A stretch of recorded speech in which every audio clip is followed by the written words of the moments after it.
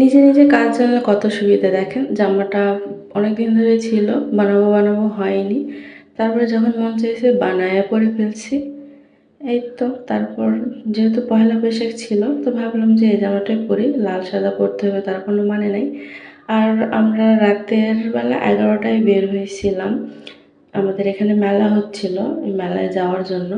তো আমার হাজব্যান্ড দোকান থেকে 10:30টার দিকে আসছিল। তারপরে আমি রেডি হয়ে বের হতে হতে 11টা বেজে গেছিলো। মেলায় যেয়ে দেখি একদম পুরা ফাঁকা, যেটাই বলেন না কেন।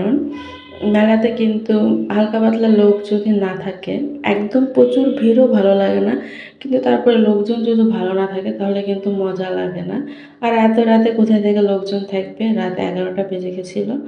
তো আমি এখান থেকে আমার একটা মনের মতো একটা কানের দুল পেয়েছিলাম, যেটা আমি খুঁজতেছিলাম মনে মনে। একদম কালার ডিজাইন একদম পারফেক্টলি মিলে গেছিলো। আর আমি ওখানে কিছু লিপস্টিকও দেখতেছিলাম কাঠের, তো ভালো ছিল না কোয়ালিটি, এই জন্য আর নিইনি।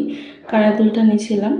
তো তারপর মেলাতে একটু, এমনিতেই তো ছোটো জায়গা, তারপরেও সব স্টলগুলো লাগছিল না, যেগুলো লাগছিল সেগুলো বন্ধ হয়ে গেছিলো। তো মেলাতে আমরা আর কিছু না খেয়ে ওদিকে একটু ঘোরাফেরা করে, ভুল হবে খাইছি সামান্য একটু ভাজা নিয়েছিল আমার হাজব্যান্ড, ওখান থেকে আমি 2 বাইট নিয়েছি। আর এই সবুজ বুটটা আমার কাছে খুব ভালো লাগে, এটা আর এই পাশের এই হলুদ এই বুটটা নিয়ে নিয়েছিলাম পরে খাওয়ার জন্য।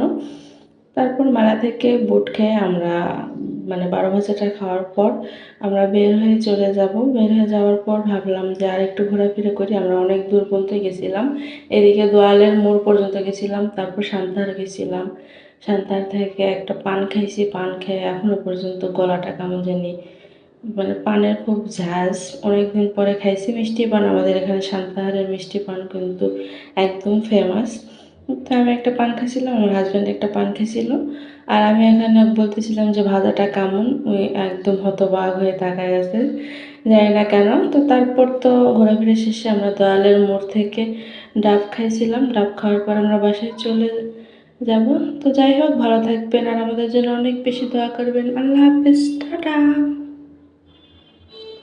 শুভ নববর্ষ।